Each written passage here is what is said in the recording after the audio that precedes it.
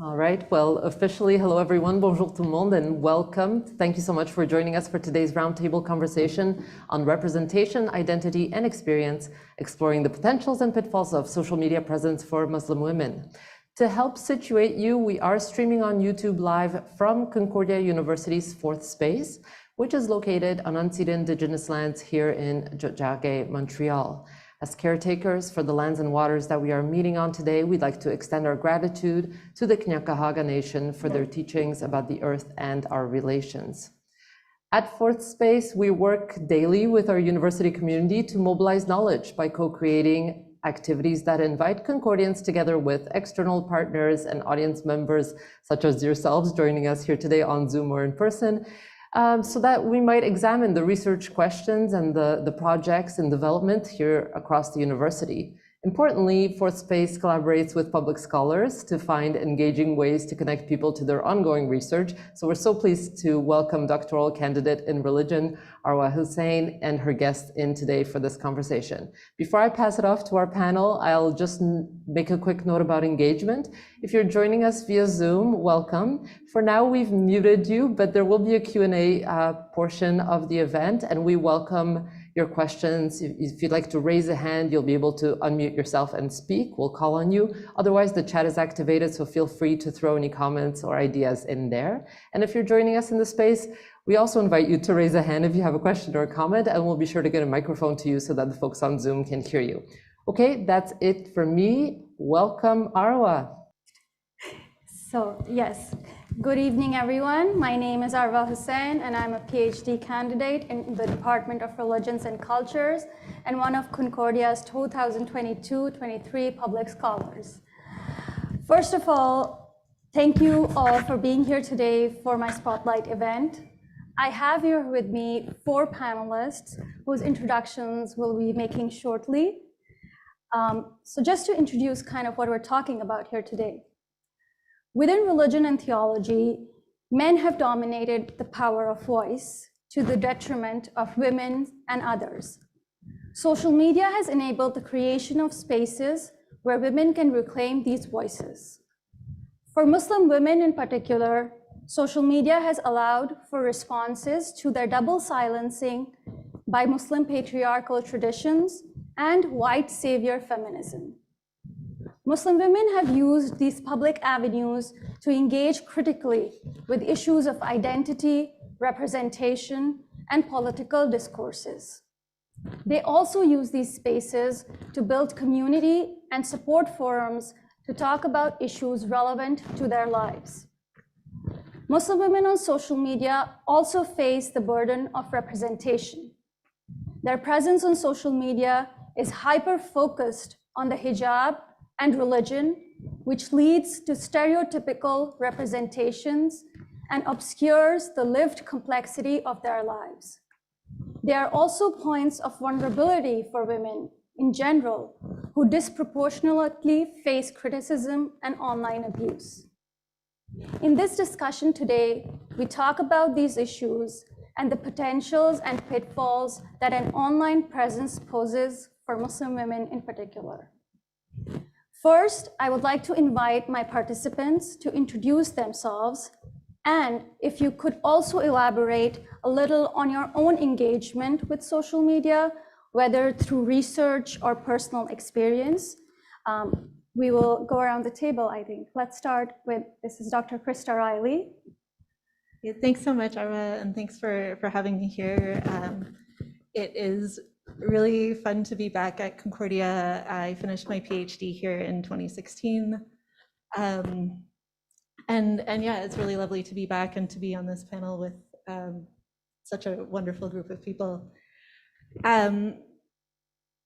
Maybe I'll start actually by talking about the connection of my PhD research to this topic. I focused on what feels now like a really ancient form of digital media, which was blogging.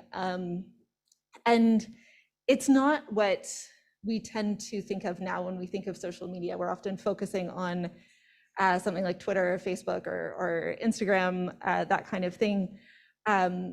But I would argue that especially at the time, and my focus was around 2008 to 2016 or so, blogs were being used in a really social way, not all of them, but the ones that I look at, in a way that was really doing a lot to build community, to create a lot of conversation and back and forth, especially in the comments section. And I was looking at blogs written by Muslim feminists and the ways that discussions about gender and bodies and sexuality were happening online, and we'll get to that more. I'm also the former editor-in-chief of Muslim Media Watch, which was a blog looking at media representations of Muslim women, and was involved with that for many years. And that also was a space where there was a lot of community built through that. So as I'm thinking about social media and my experiences there, those are the two main areas that I'm focusing on in really kind of thinking about how are Muslim women, especially on social media, looking at the ways that they're being represented, both from within Muslim communities and from outside of that, and what kinds of ways are people building community around it and also pushing back when that's needed. So I'm Fariha Naqvi-Mohamed. I'm a journalist by training. I've actually studied journalism and communications right here at Concordia. So I'm always very pleased to be back. So thank you for having me. A little bit about me. So I am a television journalist with City News Montreal. I'm a columnist with the Montreal Gazette, and I'm a blogger. So my blog is actually what got me started in doing what I do now. So I studied journalism and communications, and at the time there was nobody who looked like me working in mainstream media. And so I wasn't sure if I would ever work in mainstream media, despite being told that I had a gift and I had a talent. And so I decided to launch my blog because I figured I love to write and I love to share. So I'm going to launch my blog. And very quickly, I taught myself how to use social media, the earlier days of Twitter, Facebook, and when these things were, and before Instagram had video, and it was back in 2011, I would say. And so social media is exactly how I got myself out there, was by leveraging social media, sharing my blog posts on social media. And ironically, it was my blog that actually got me the current jobs that I have right now, because I was followed by media outlets. I was invited on television and radio, and locally, nationally, internationally. And at a time when there was no woman wearing a hijab on television, I would be invited on, and to things simple as, how to mic someone who wears a hijab. But I use social media to really break those barriers and share my voice and share my story and share my views. And it's something I continue to use now. Has it always been smooth sailing? Absolutely not. There is a lot that I have to share in this conversation, but I'm very passionate about what it is that I do. But I'm also very passionate about connecting with people on social media. So it varies. There's times when I've used Facebook more. There's times where I've used Twitter more. These days, I'm probably using Instagram more. But by doing this, I'm able to connect with now our viewers, my readers. But I probably wouldn't be where I am doing exactly what I'm doing were it not for social media.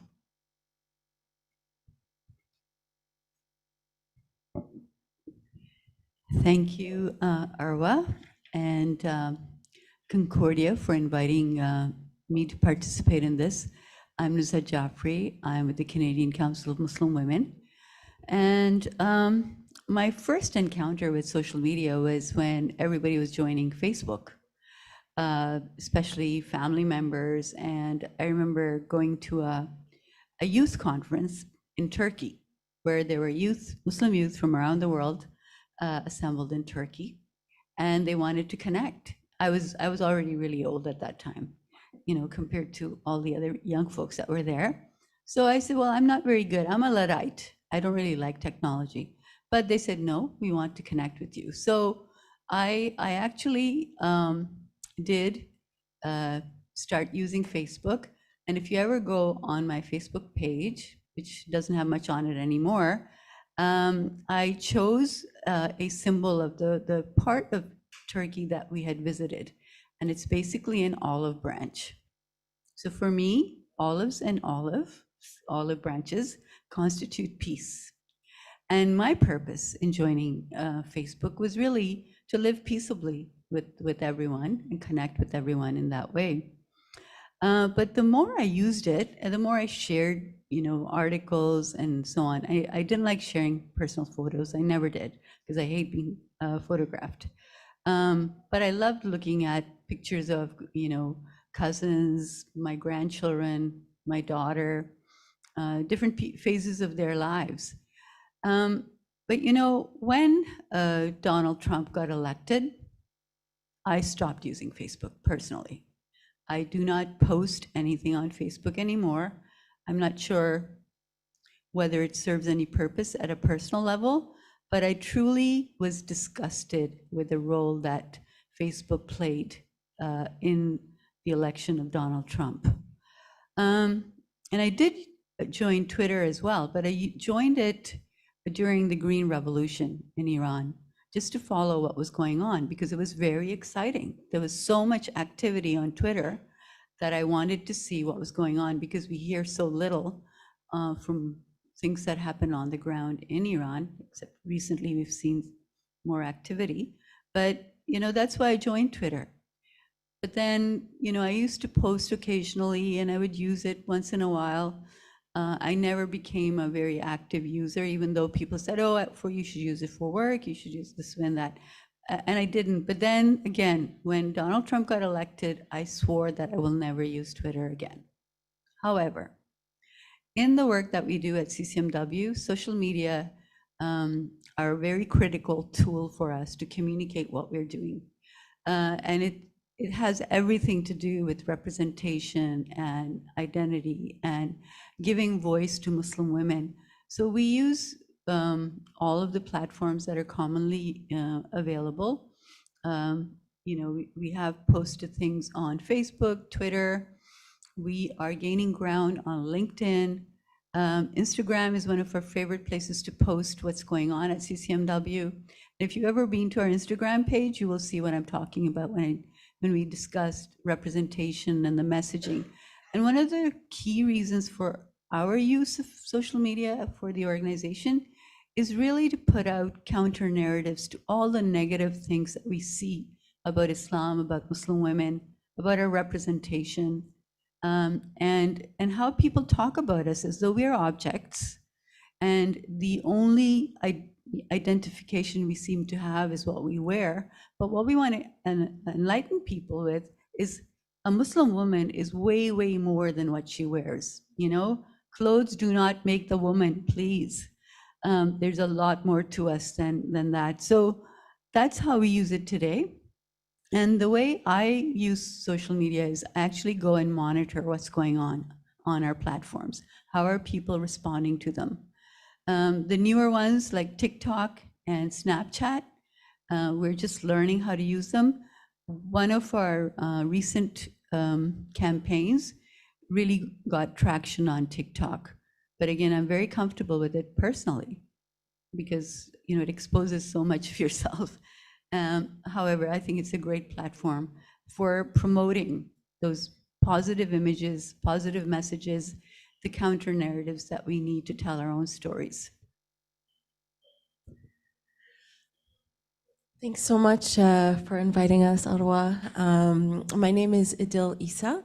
I wear several hats. One of those hats would be co-founder of Mouvement Montréal, a municipal political party in Montreal. Another hat that I wear is as founder of FemCorps, Femmes Musulmanes contre le Racisme, which was an informal grassroots network of Muslim women in Quebec. And we specifically mobilized in opposition to Bill 21. And that was primarily on social media. So my attitude towards social media is, I would say, for the most part, utilitarian. I definitely have a love-hate relationship personally with social media. It is sort of a medium that makes the intimate public, which is a little bit, if you're an introvert, it can be a little bit difficult. But it's useful. There's no denying that it's very useful. It was useful for me when I was fighting against Bill 21 to mobilize women against the bill. I was able to connect with women across the province. We were able to share updates with each other. We were able to share interview requests with each other. We were able to coordinate for protests together. So there's no denying that it's quite useful. But as a Muslim woman, I think that, our representation is hotly contested. And I think adding social media to that whole dynamic is quite, it's something to be carefully considered because, the hijab, for example, has been used during conflicts as a way to protest against colonizers, or it has been used by colonizers to really oppress a local population. So the representation of Muslim women is something that is already rife with a lot of it's already a battleground. So social media, I think, is just one way of amplifying that. And so that's something to be considered for sure. But yeah, social media, I think it's a powerful tool, but it's also there's a lot of pitfalls for Muslim women in terms of making sure that they're represented in a way that they feel is in accordance with their truth and their reality. So I'll leave my opening remarks at that. Thank you so much, Adil, Nuzhat, Fariha, and Krista. So I'm just going to put kind of my first question out there, and please feel free to take it up. So as you've all talked about it and you've touched on aspects of this question already, is there potential in these spaces, or for you or for other Muslim women, do they merely serve as an extension of offline activities, such as sharing about daily lives, accomplishments, organizing, or activism? So thoughts on that? I'll jump right in here. So I use social media a lot. I use it, it's evolved over the years. So I started using social media at first to share my blog posts, share pictures of my kids when they were younger. And then that evolved. And so now I'll use it similar to what Adil was saying, to connect and to mobilize with other people, whether they're people that I'm looking to interview or learn from, or learn about conflicts over different parts in the world. But social media has so much potential. And really, I think that it is what you make of it. So when people are, for example, there's people who have made entire careers out of social media, right? You have the influencers who are making, 6-7-figure salaries from going on Instagram and, doing their makeup, amongst other things. So there's people who have really dedicated their lives towards social media. Then there's other professionals who have used it to network, LinkedIn, for example, right? Twitter. And then there's some individuals like myself where I'm a little bit of a hybrid model in which I'm on television, I'm writing for the Montreal Gazette, but I'm sharing my content on social media. And this is something that several of the Montreal media, Anglophone media journalists, we're quite tight-knit, and we're a small group, have commented on. They're like, Fariha, there's nobody else that does what you're doing in terms of sharing your content on social media. And I said, well, why not? It's just another way for people to capture their information. A lot of us are not sitting at home at 6 o'clock watching the news, as when I was growing up. I'm on television. I don't even have cable myself. I capture everything online. So that's the beauty. There's so much power to social media, but ultimately it's how it's used. So I don't want to just pretend like everything is wonderful and rosy all the time. I've had online abuse. I've had threats. I've had death threats on social media. I've had online campaigns by right-wing politicians that have required security and police patrol of my house. So there are multiple sides of it. You have to be smart. You have to use it wisely. You have to protect yourself. So in terms of what you're sharing and how you're sharing and who you're sharing it with, but ultimately asking yourself why you're sharing, right? So there are people who'd use it as, okay, well, I woke up, I made myself a cup of coffee and here's my breakfast. And look, I'm going to fold this laundry and I'm going to walk to work. There's people who do that, and to each their own. But it's really a question of why are you using it? And so I'm a big believer of taking the proverbial mic. I'm literally holding the mic right now. But growing up, I was frustrated because there wasn't anyone who looked like me on television or in media. There was nobody who, I always dreamt of being a journalist since I was 7 years old, and there was literally nobody who looked like me growing up. And so when I had the opportunity to use social media to actually tell my story as a visible Muslim woman, it was so incredibly empowering, because all of a sudden the stories weren't being told about us, they were being told by us. And I think that is so powerful when it comes to social media use, is the ability for, we're talking about Muslim women, so I'm going to stick to Muslim women, but being able to create these incredible businesses online. There are so many incredible women entrepreneurs who are Muslim, who identify as Muslim, who are just killing it, just doing such an amazing job, and thanks in large part to social media.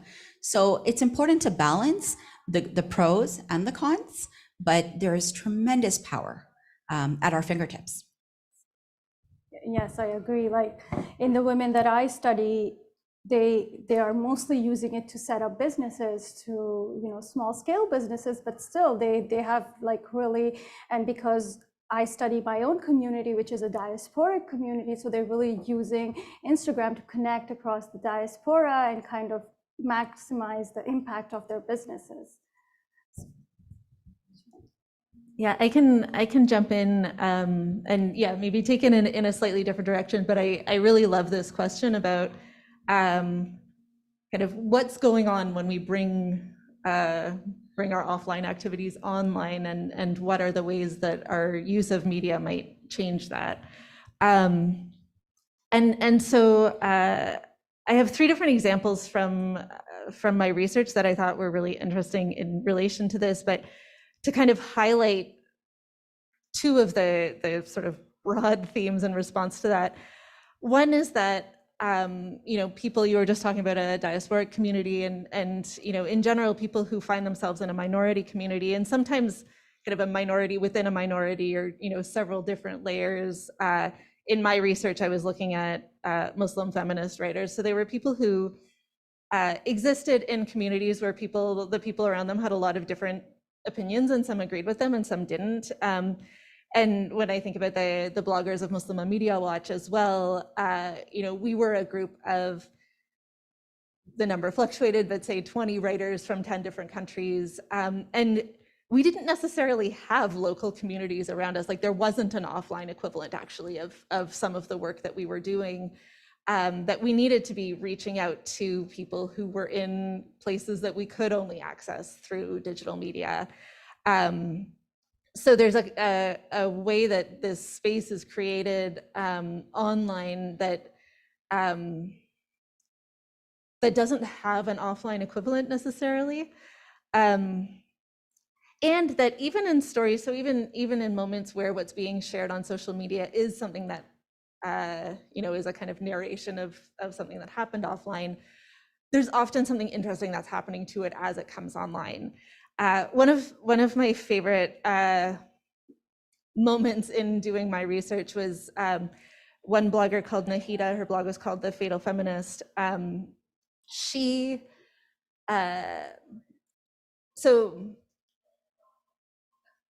like many Muslims prays regularly, and in order to do that, you do wudu ablutions first, and in order to do that, there's various conditions.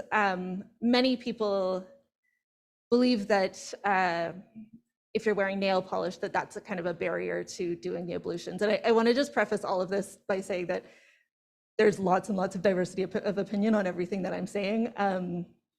But this was also slightly before water permeable nail polish became a thing, which was like a whole new conversation. But anyway, pretend that doesn't exist. So that becomes a barrier for a whole bunch of complicated religious legal reasons that again are contested. Blood breaks your state of ablution. So if you're bleeding, that breaks it. And so if you are on your period, you it's framed differently, kind of get a break from the obligation to pray during that time.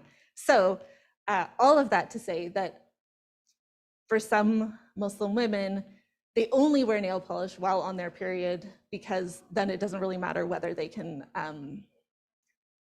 doesn't matter whether it's breaking their ablution. I'm really sorry for anyone whose cover I just blew on that. And Nahida told a story on her blog of being in a conversation with a friend.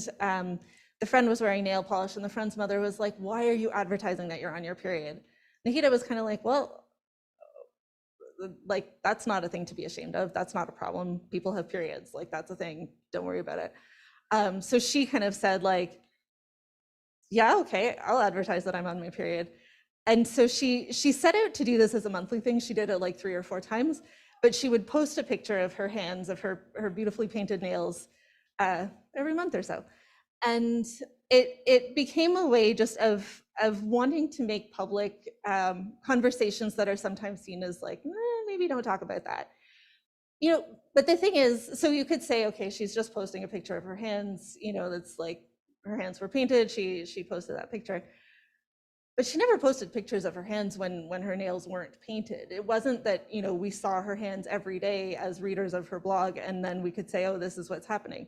She was making really specific decisions about when to bring the offline online, and these specific moments of what to show and when to show it.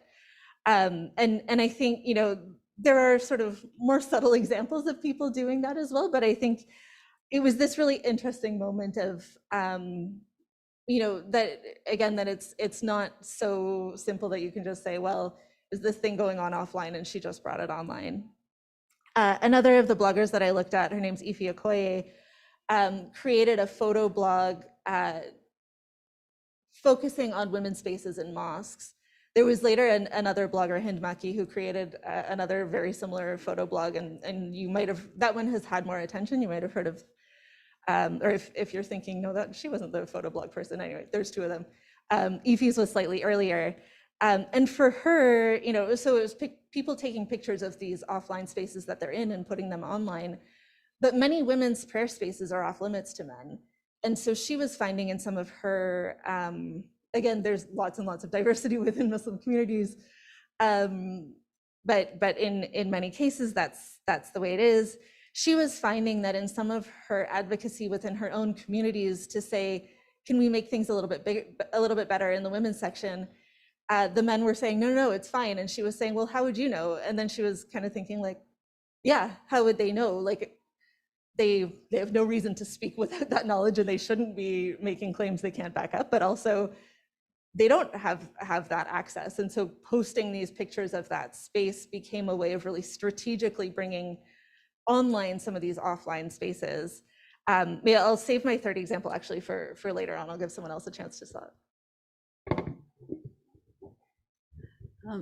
So I'm going to give you one example of how social media, unfortunately, can sometimes exacerbate a situation for someone who's already been attacked for being a Muslim woman.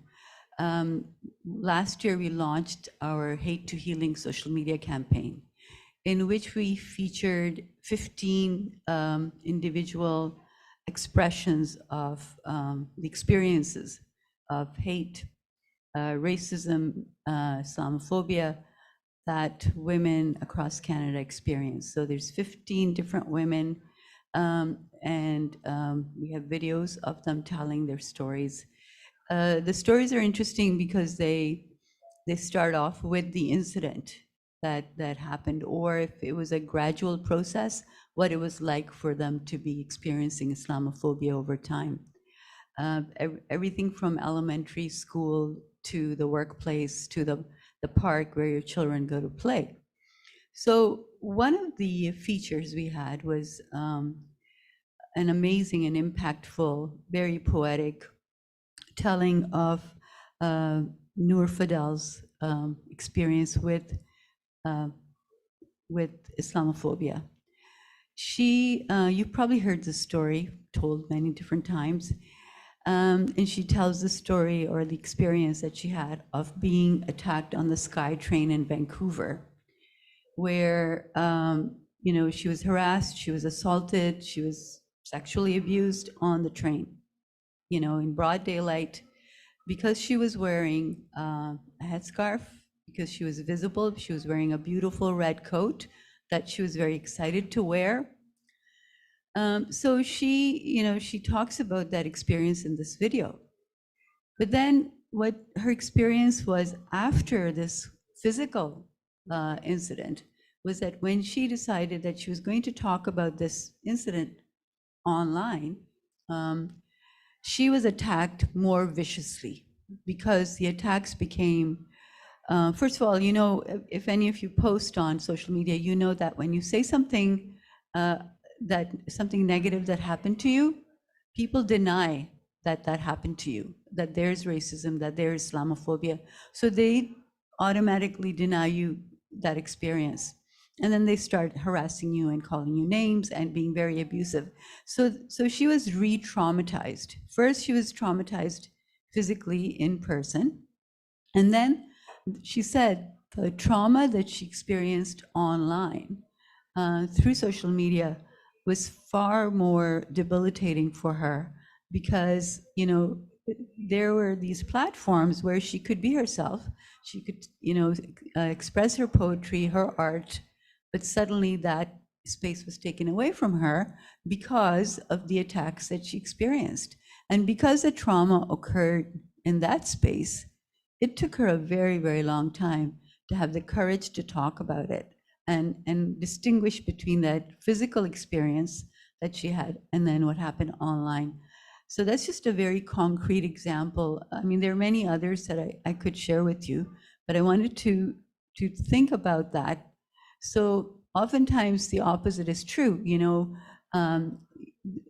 A crazy person who's a white supremacist, neo-Nazi, who's plotting online, and has been doing this for a very long time, consuming hate online, and then that person goes out and acts out on the street, or that even murders people.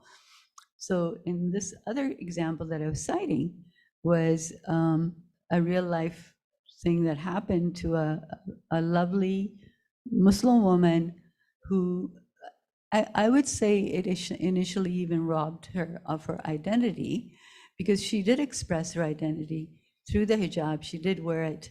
Later, she took it off because of what had happened to her in the physical act of ripping it off and assaulting her and so on. And then she expressed what happened to her online. And I think you should watch her video. It's available on our daretobeaware.ca website, where all the 15 videos are posted. They're accessible on YouTube. And you'll sort of see what her journey was like. Thank you.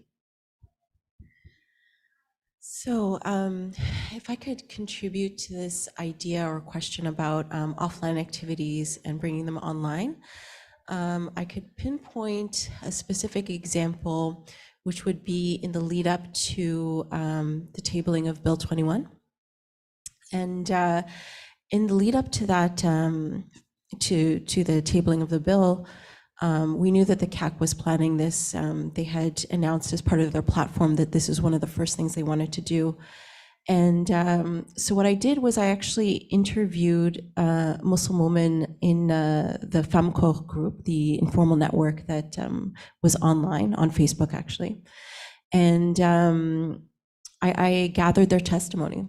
So they actually wrote out their testimony of how they were experiencing this whole debate around secularism, how it was affecting their lives. So I was able to gather their testimony, and I actually co-wrote a brief with the Fédération des Femmes du Québec, which we submitted during hearings, public hearings on Bill 21. And their testimony was part of that brief. And I actually included their testimony in little clips. I kind of created tweets in the lead up to our time on at the National Assembly. And I had kind of like a schedule of tweets to kind of share some snippets of that testimony with the people using social media. So that's one way that I was able to kind of use social media to bring some offline experience to the online sphere, which I think was important in the lead up to that whole, the implementation of Bill 21, because I think a lot of people didn't really understand the impact of all this debate on the place of religious minorities in Quebec, on the lived experience of those minorities. I think people, it was a bit of a black box for people. They didn't really understand. So yeah, that's just from my own activities and mobilization, some of the ways that I kind of used or tried to capture some offline experiences of Muslim women in that informal group, Femcorps, to kind of put it on social media and get that online. I will say, and I think Fariha actually mentioned it, and a couple other people mentioned it, is that once you do bring some of those offline experiences online, there are trolls. And I think I've experienced it once. I'll briefly mention that I was once on a panel for Amnesty International in Quebec, and it was quite a heated panel. It was quite a heated debate, and one of my quotes was clipped and put into this conspiratorial video about le grand remplacement, and I was part of some sort of secret conspiracy to implement some sort of great replacement. And Mathieu Bocoté wrote about me, and there was a whole pile-on online. And so once you do start to bring those offline experiences online, I think it is worth warning people or mentioning that some of the backlash can be quite vicious, and that it's worth preparing for. Yes, so thank you all of you. Like, you know, this is the thing. That is why I kind of put in potentials and pitfalls both, because they being this visible presence on social media and identifying as Muslim, whether even you're wearing the hijab or not, brings a lot of consequences and a lot of weight to that online presence. I read about this. This was like that the ideal Muslima is a very much figure on social media, right? She's put up as this pious, subservient, sacrificial woman. And if Muslim women dare to deviate from that vision in any way, then she is ostracized, harassed, and it all though often opens doors to these kind of, you know, hate and very much Islamophobic sentiments that happen on social media. And so kind of leading on from that question, I wanna ask this one, is that, what do you think is that Muslim women often on social media, they face this burden of representation, right? They have to, and then it becomes extended to a hyperfixation on the hijab, whether you're wearing it properly, not wearing it. And this all brings in a lot of emotional, physical labor and for online content. And so I would like to hear your personal comments on that, or from the perspective of the organization. I'm just going to jump into this one. I unfortunately have a lot of experience with this. So both on social media as well as on television, being held as, so I'm the first woman to wear hijab on television in Quebec history. And that's something I'm incredibly proud of, but it's something that's given a lot of people leeway to make comments and to judge me and to judge my faith and judge what I wear, criticism of my lipstick is too bright, my pants are too tight, or just comments that have no place. Like, there's nothing of relevance, nothing of importance, but people choosing and feeling that they have the right to criticize me as a woman of color, as a Muslim woman, and as a visible Muslim woman. And so that is something I've dealt with tremendously a lot. And then, and I mean, I guess one of the hidden tools of social media is I've blocked, reported people who have really come after me for the way that I look and how I'm dressing. If I'm interviewing a man, how close I am to him. Things that are just of no relevance, but people feel that these keyboard warriors who can sit at home and type and these awful things because they're protected by their screens and user 248. But this is such a reality that a lot of Muslim women have to deal with, and it's something that I talk about often online. Is that I'm a public figure, but it doesn't mean I'm still very much private. There's parts of me that I don't share online, and I'm fully within my right to do so. But you can't judge a person or a faith based on how an individual dresses. And this goes for anybody of any faith, of any denomination. It's there's so much more to an individual. And so I think that social media really blurs those lines of what's acceptable and what's not acceptable. If I'm walking down the street, I can guarantee you I won't have someone stop me and tell me, your lipstick is too bright, your shirt is too tight. They won't say that, but online, apparently people think they can do stuff like that. So it's part of the journey of sharing, of being online, realizing you're unfortunately are going to receive more of that, but then you use the tools, you report, you block, you get on with your day.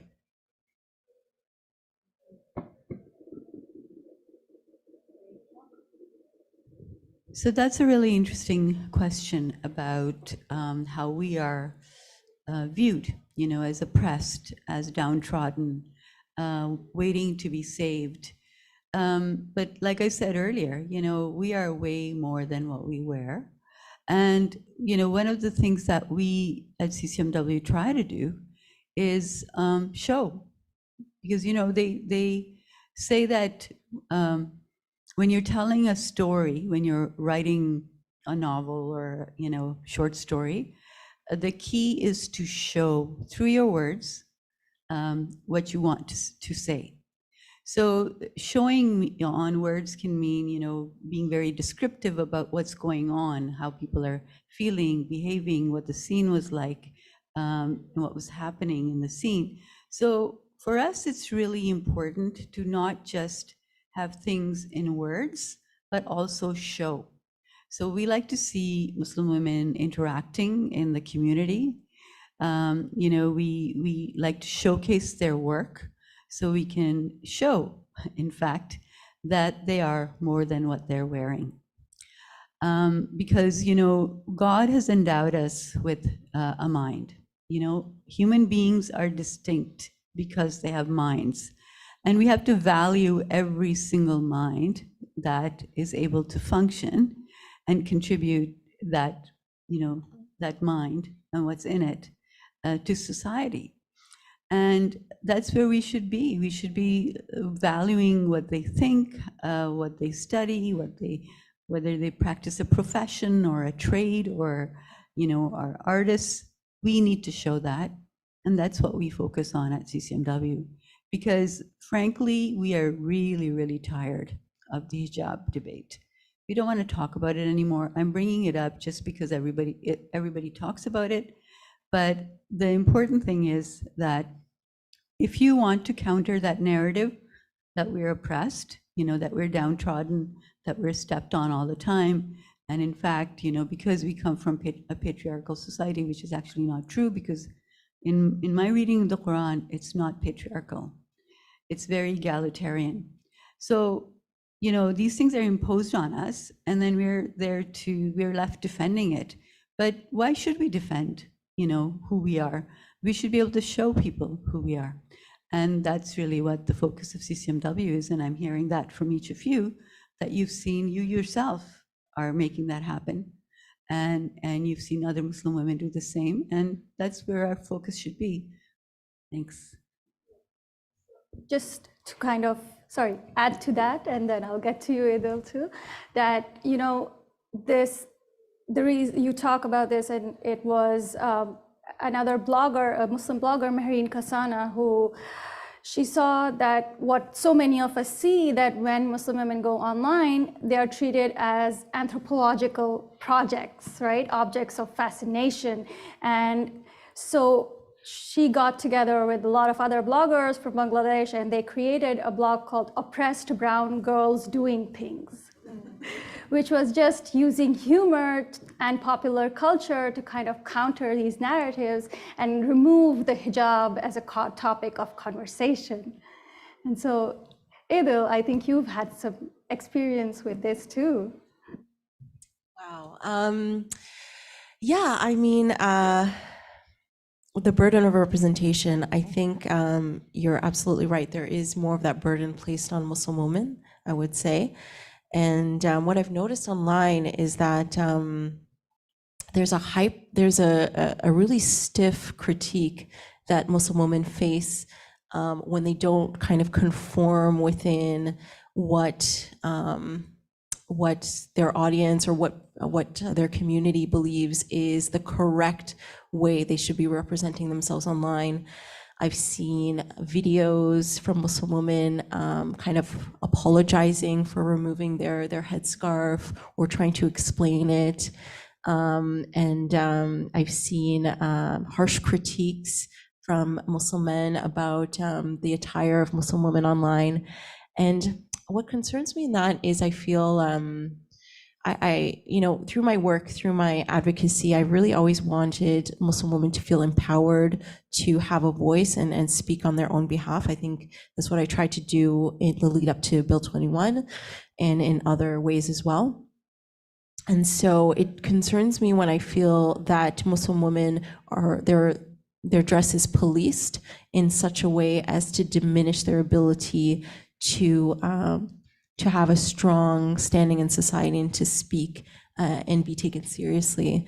I think that concerns me. And I think one way I've tried to combat it personally is my own relationship with religious attire or the hijab has been quite interesting. You know, I kind of I'll wear like an African head wrap, or I'll wear a bandana, or wear like a little kind of Hermes type scarf, or I'll wear all sorts of things. Sometimes I won't wear any headscarf and nothing covering my hair. And I never explain, you know? I'm almost like the queen, never complain, never explain, you know? I've made it a point never to explain. And I think it's been interesting, kind of the media's, because I take a lot of media interviews in regards to issues affecting Muslim women. And I never explain to them either. I never offer any sort of contextual commentary. I just, I take the interview and that's it. And I think that's healthy in a way, because I think to be reduced to kind of what you're wearing and to have such a heavy burden of representation, as if there's a straight line between what you're wearing and what's on the inside, is just, it's not healthy. And I think for me, my own religious conviction, I'll speak more personally right now, is that my understanding of the prophetic tradition of Islam is that there's incidences where on the battlefield a member of the opposing army would claim to become a Muslim, and the Prophet would say, "Don't fight that person anymore," meaning that just a profession of faith was enough to include you in that protection of Islam. And so given that sort of very magnanimous and very cosmopolitan and inclusive kind of conception of the Ummah, and nowadays to see how restrictive some people want to make it, and how much they really want to police what is a Muslim, for me, it doesn't jive with my understanding. And I think certain conservative and certain sexist, quite frankly, dynamics have been kind of used to really diminish the ability of Muslim women to really shed some of that burden of representation and really just take their place and be able to affect change and to be really empowered in their position. So hopefully hopefully, I don't know, I'm doing my little in my little corner by not explaining anything and just doing what I want. Hopefully, maybe that's a little drop of water in the right direction, hopefully.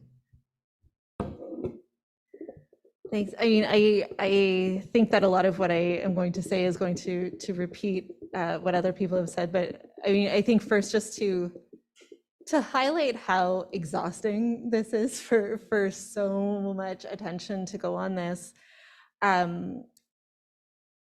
Fairly recently, I completed a 3-year research project looking at Muslim Cégep students in Quebec, and something that came up so much in that research was that whether or not the person wore hijab, it took up so much space in how people saw them and how they saw themselves. You know, for the people who wore it, it was a little bit more obvious what that meant in terms of, you know, just being the Muslim in the class, you know, sometimes one of a few, but sometimes the only one, and being looked to explain things about Islam, and, you know, to be the one who who's asked to speak for all 2 billion Muslims, that kind of thing, you know, or who of course is much more vulnerable as a target of hate in all kinds of forms. But for the young women we spoke to who didn't wear it, in particular those who also weren't either South Asian or Arab, so and in particular I'm thinking of one Black woman we spoke to, there was sort of an assumption of, you know, well, obviously this person's not Muslim, and that opened up a whole new can of worms, you know, sometimes in relation to other Muslims, sometimes in relation to non-Muslims, but, you know, people saying Islamophobic things around them without realizing that there was a Muslim person there. And, you know, we're always sort of having this question of like, do I out myself as a Muslim because someone's been assuming that I'm not? And, you know, what are the different sort of risks in doing that? And especially when it's been made clear this is not a safe space. And so just the amount, I think Idil, you kind of talked about just the burden and the work involved in dealing with all of this, and just that is something that's so so present in different ways, and that has just become so heavy.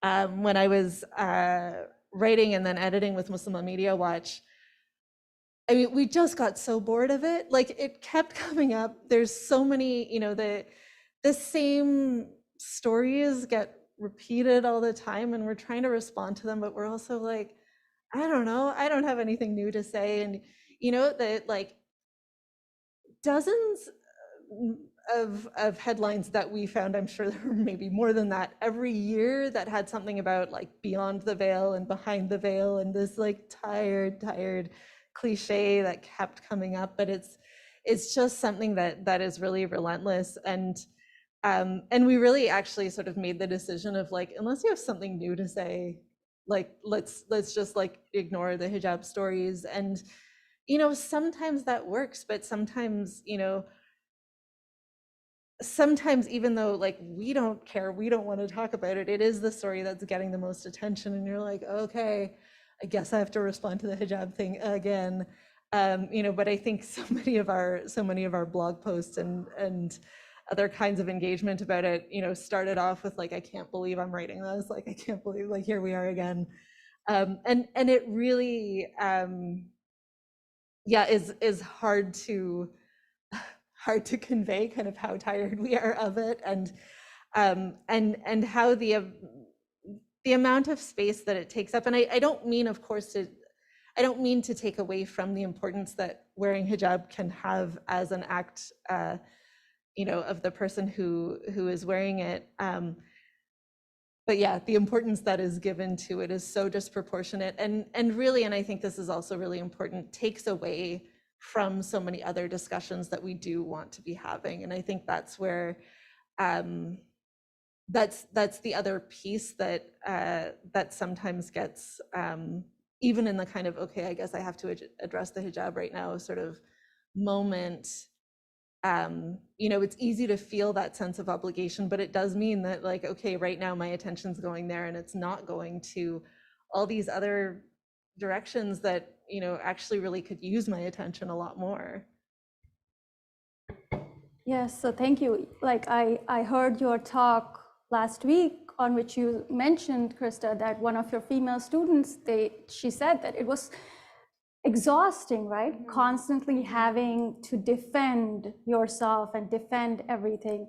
I came across this statistic that a bibliography of all the research produced on Islam in Canada in 2017 shows that out of 250 article, chapters, and theses, 90 focus on hijab as a central topic or analytical focus. And what this does, the consequences of this, is it flattens Muslim women, right? And the focus at the hijab as a lens, it reinforces all of this hypervisibility and stereotypical assumptions, and then subsequently as a threat to multiculturalism, to laicity. And so with that, I would now like to open to questions, both from the audience and online and in person.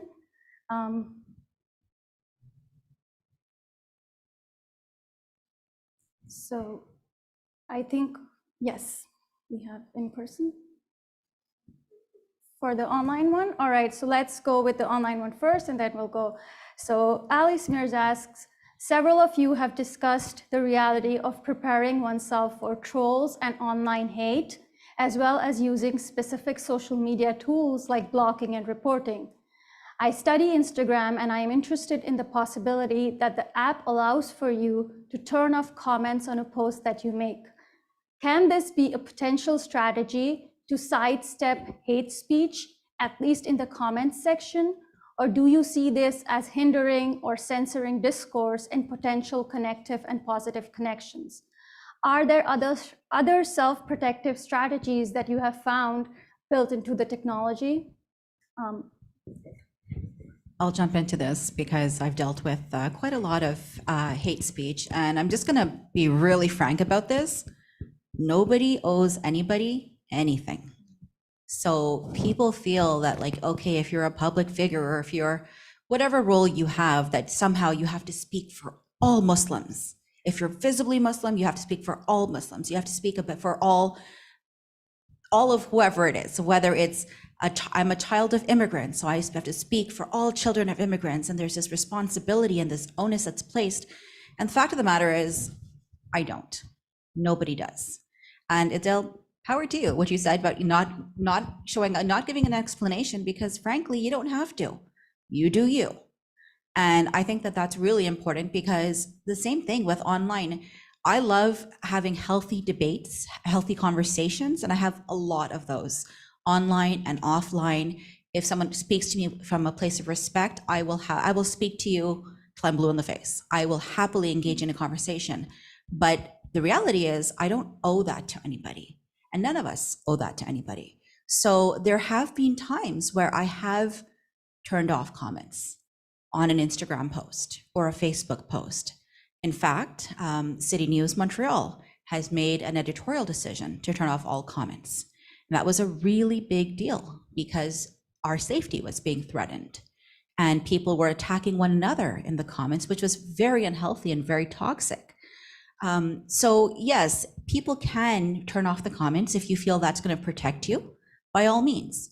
Ultimately, you can choose to answer whatever you want to answer or not answer whatever you choose to not answer. But I think people need to understand a little bit more that nobody owes anybody anything. I mean, you're there. If it's your job, then perhaps it's a little bit different. If you're employed to do something, perhaps a little different. But that's something that I learned the hard way as a blogger, and dealing with a lot of questions and people just making me a Muslim expert. Why? Because at the time I was the only visible Muslim woman speaking on media or speaking publicly about certain issues to do with Muslims. And so there's this onus of responsibility. And I think that's something we have to really just get rid of. You want to have a healthy conversation, by all means, have a healthy conversation. You don't owe anybody anything.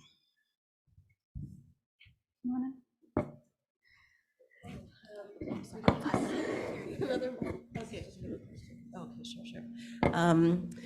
So do I have any strategies? I mean, I'm being very open. I think one of the wonderful things about this forum is that we're being asked to pull from our own personal experiences, because usually people ask me about the issues, and I don't really discuss sort of how I figure into that. But what I can say is my strategy is not to post anything.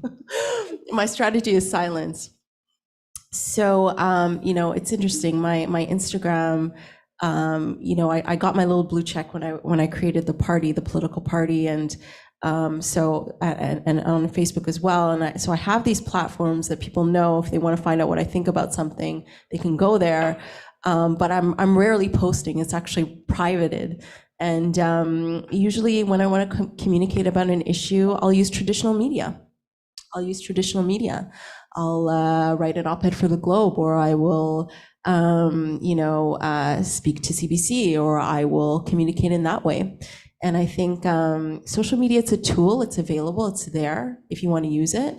I think there's probably people that are way more adept at using it than I am. I use it very strategically when I want to mobilize or when I want to communicate information to a specific group of people. But there's also the option to just not use it. I know it sounds like retreating from the public sphere, but I think a strategic retreat or a strategic silence can be useful sometimes.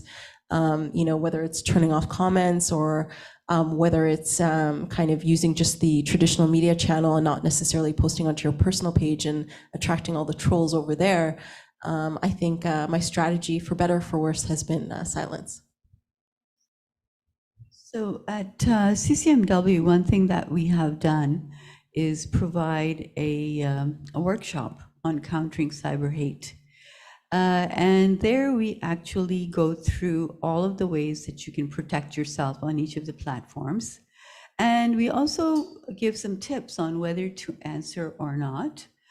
And what you should do if you do decide to answer, like what are the steps you can take to protect yourself. And it's really quite useful because people have to think, before they post or before they respond or block, but you have those options available to you. But it's really interesting, the distinction between intervening or acting, as you're acting when someone attacks you in person versus when that happens online. I think there's a little bit more flexibility online in terms of protecting yourself. You can change settings on each of those platforms. You can take a deep breath, step away, and decide whether you want to respond or not. Whereas, if you're attacked physically somewhere, it's very scary and you are immobilized and you don't have a moment to think about how to react and respond. But online you do, and taking that time is really, really useful. And then, at CCMW, we do get those negative comments to materials that we post, and we think seriously whether we should respond or not. Oftentimes we don't, because the commentary is so ugly that if you were countering it with facts, or evidence, they were not going to consume it anyway. They'd rather just spew hate. So you have to make that decision, and remember that when you decide to engage like that, the energy that has to be expended in thinking through what you're going to say may not be worthwhile either. So that's part of our course, actually, if you want to check it out. Yeah.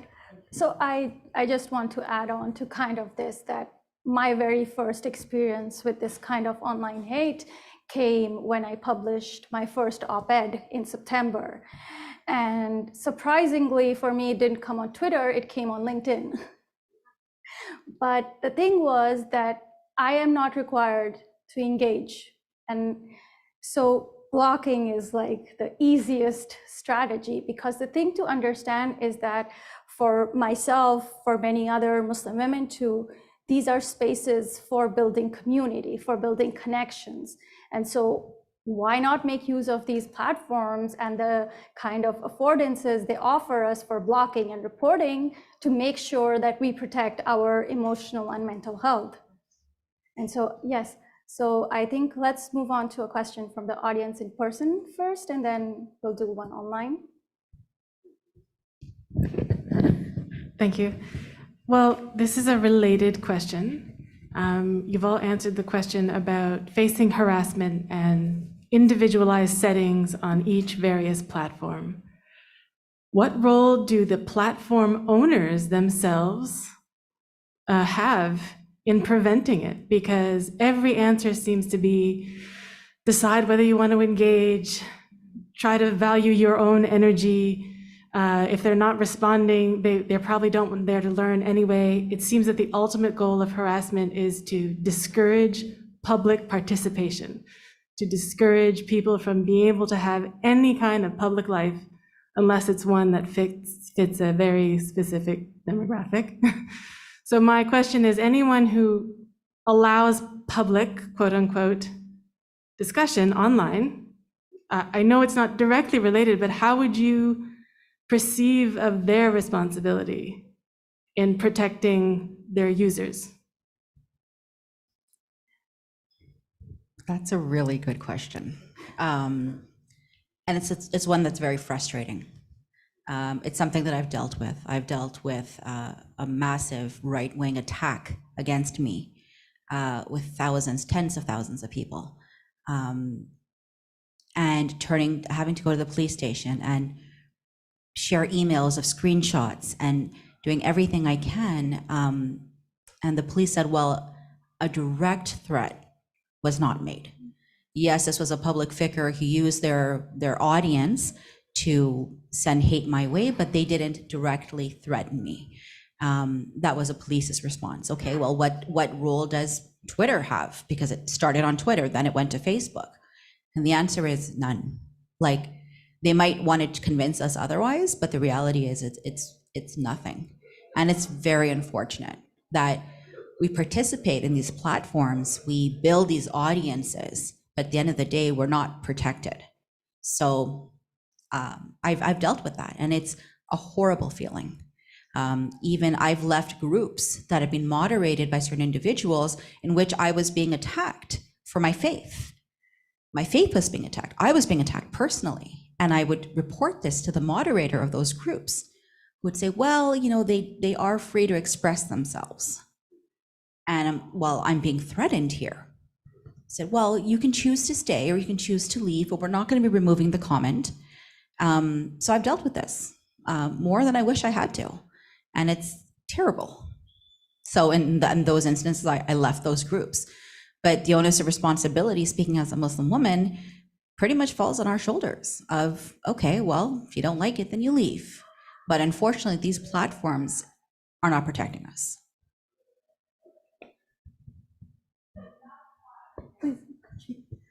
I was just going to say that that's probably the biggest challenge that we have, because remember that these platforms are private businesses. They have business models that reward them for creating anger and discontent. The more angry making posts you have, the greater your advertising revenues. And then there are the algorithms. So we can be saying things about the role of these platforms and these companies till we're blue in the face. And even when the government introduces legislation to regulate them, there's such a lot of debate about what the expectations of the platforms should be, because there's a huge debate raging between the advocates for freedom of expression and advocates for justice and equality who are experiencing the hate. And honestly, I am not that hopeful that any forthcoming legislation is going to be able to address this well. And I don't know if you've seen some of the policies that these platforms post that are, they're anti-hate policies. They sound great on paper, but they are not showing us anything in terms of their commitment to controlling hate speech online. A really good example is what Elon Musk has just done. So yeah, he's a billionaire and he can do it because no one is going to come after him. And I think that's our challenge. So if anyone has got any ideas and solutions in terms of advocating for change so that those, that's why I started to boycott Facebook and Twitter, because of the hate that happened when, during the election of Donald Trump. But I'm, one measly user. And then people have debated whether they should leave Twitter now that it's become open to hate mongers again. But then some people have said, no, I have to be there because my voice is important. I'm countering that hate by being there. However, don't expect the platforms to do anything because you'll take away their ability to make billions more. Yeah, I think to build on what Nuzhat is saying, and I'm sorry that this is really a non-answer to your question, but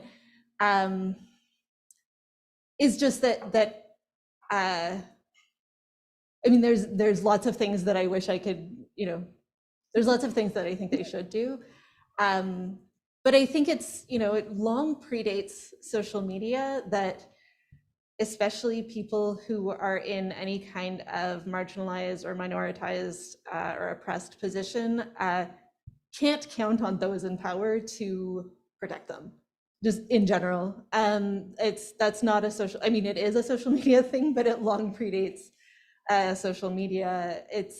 And so I think, we in some ways have to do with social media, what communities have always done in kind of saying, given that those in power, whether that's the state, whether that's, mainstream forms of media, that they are not going to protect us, what do we do? How do we protect ourselves? And I don't say that to say that there isn't a responsibility. It's just to say that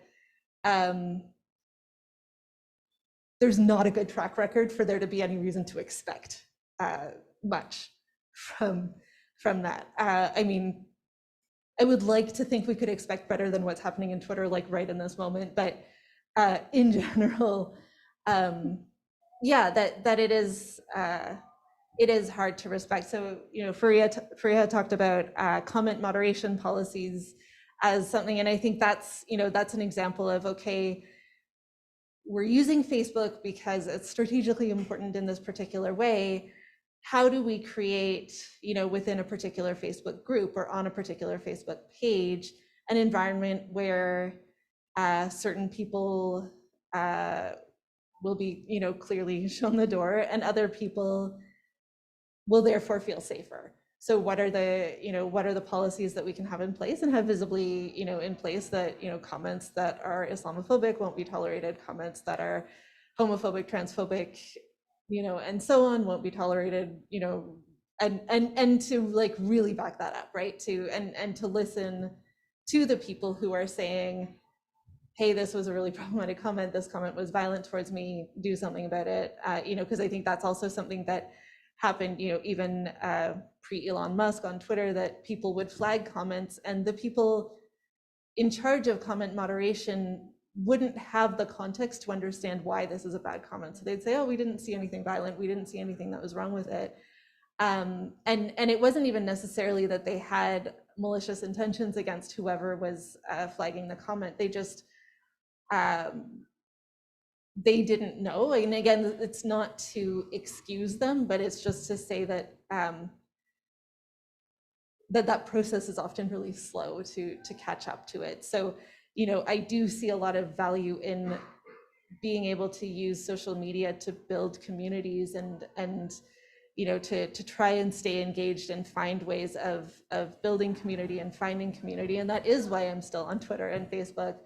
And being able to connect with people and learn from people. But in terms of what could we ask for, what could we expect? Yeah, just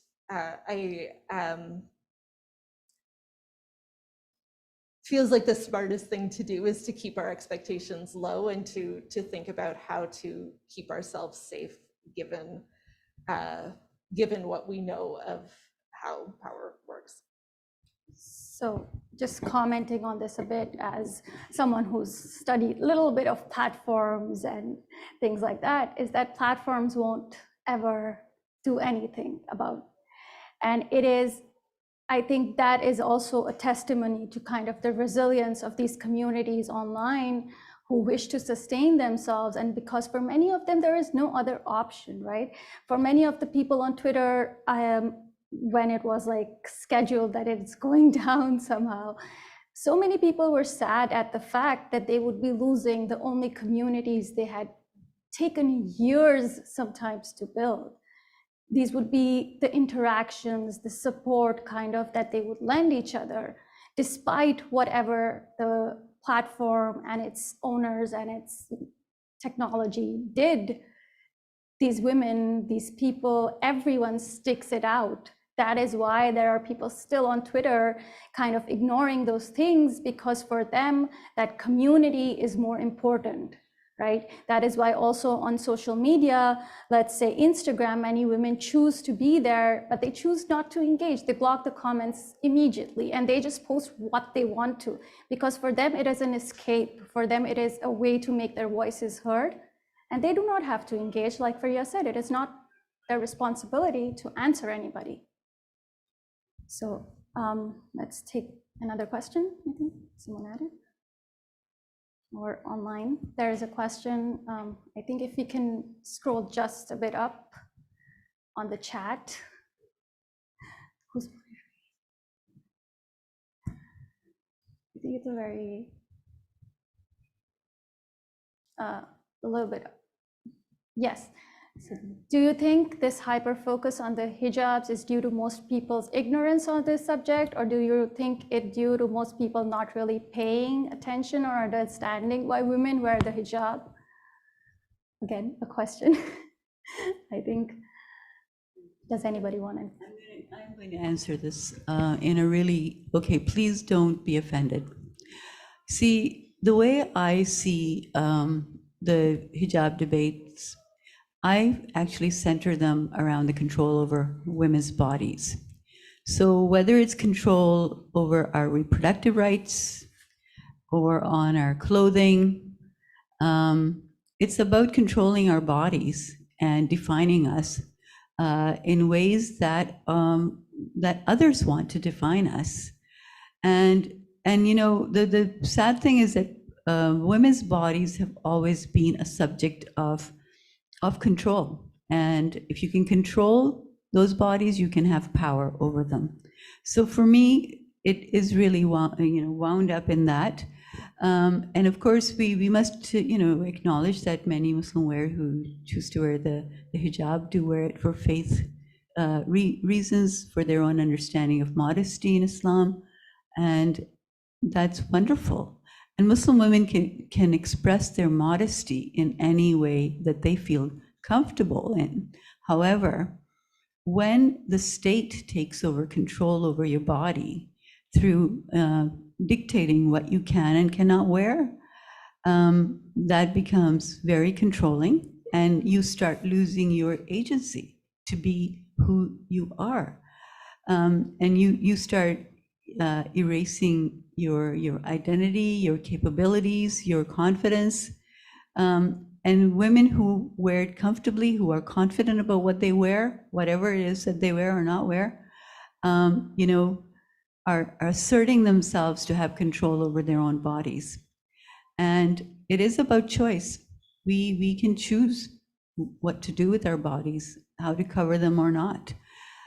So I think if we just sort of stay in this sort of realm of, is it out of ignorance? Is it, personally, that's how I look at it. I believe that it's about controlling our bodies. And it's a much broader debate. It's not just about Muslims and Muslim women. And we can just look at history and see how women's bodies have always been commodified. They are taken advantage of for sensational reasons. I think the debates on hijab is part of that sensationalism. So, okay, that's it. I may have offended some people. No, but it's okay. It's really important for me to say that. Yeah, I would add to that just that, you know, in many cases, especially if we're looking, for example, at all the different ways that hijab gets focused on here in Quebec, is that, you know, it's also racism, and it's also, you know, it's I think there's, I think the idea of thinking that, and maybe for some people it's just that, yeah, there isn't enough understanding of why women or anyone might wear hijab. You know, maybe for some people it is kind of ignorance or it's a lack of understanding, but for other people, that's too gentle an understanding of their reactions. I think that for other people it is, you know, a sense of, you know, hundreds of years of thinking of Muslims in a particular way. It's, you know, the way that Muslims here get portrayed as, you know, in all sorts of ways as kind of threats. Idil was talking about le grand remplacement and those kinds of images of Muslims coming here to take over whatever. You know, and so it's racism, it's Islamophobia, and those are both getting amplified by a lot of our politicians, by a lot of people in mainstream media, along with on social media, so that it's not just sort of simple ignorance. It's people who have been fed certain information and often, you know, wildly inaccurate information, and really simplistic information for, you know, for a long time, that it relates to a really violent system and not just to kind of an individual ignorance. I think the way that just human beings function is that it's simpler for us to place people inside of a box. And the moment that they don't fit in that box, we start to panic. Like, well, how could you wear a hijab and also be this, or be that, or do this, or do that? And I think what's really important to understand is that there's intersectionality that exists. So you can be a woman, you can be a BIPOC individual, you can be a Muslim woman, you can be many things, and they don't all have to make sense to the other person. And I think that's what people kind of forget, and they assume that, well, you're Muslim, so therefore you have to wear a hijab. I'll give you an example. I have a 17-year-old daughter, and she does not wear a hijab. And she has known since she was very little that the decision to wear one or not wear one will be hers and only hers. It's not something I'm gonna impose on her. And that's probably one of the number one questions I get. I can't share anything about myself and my daughter without getting that question. Well, wait, why doesn't she wear a hijab? Or my sister, I'm the only one in my family to wear a hijab. And people say, well, wait, how come you guys are not dressed the same?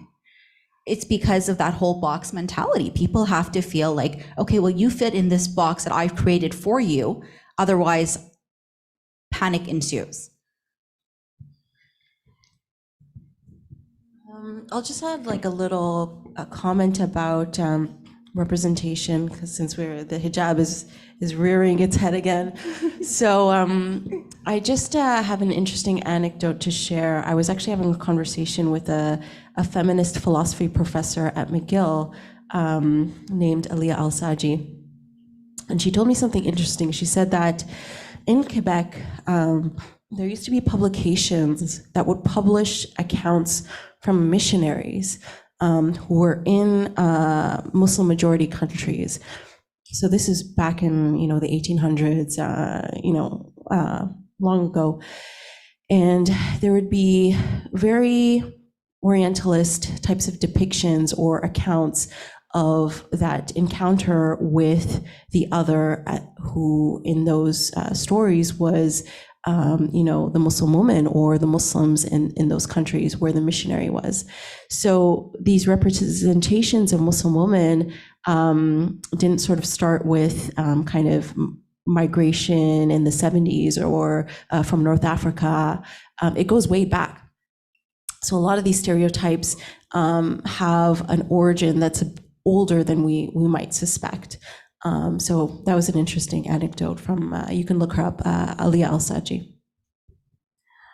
All right, I'm sorry, but we are almost out of time, and I would really like to respect everyone's time. First of all, thank you so much, Krista, Fariha, Nuzhat, Idil, for being here, for sharing your opinions, your experiences with all of us. I would also like to thank the Fourth Space team for putting this event together for me. Thank you to the Public Scholars Program at Concordia, Joseph, Racha, Sepe, especially for all of your assistance in putting together this event. I would also like to extend a very special thank you to my doctoral supervisor, Dr. Linda Clark, for all of her support and encouragement and for securing one of my panelists. Finally, a big thank you to everyone in the audience tonight, whether in person or online. I really appreciate everybody taking the time to be here. I also hope that you take away something profound from this table, which is why I would like to end with this. In 2015, a National Radio Canada poll found that 72% of Canadians agree that burqa or niqab are symbols of oppression and rooted in anti-women culture. In 2017, the same poll said that 1 out of 4 Canadians, nearly 23%, would favor a ban on Muslim immigrants. In Quebec, this rises to 32%.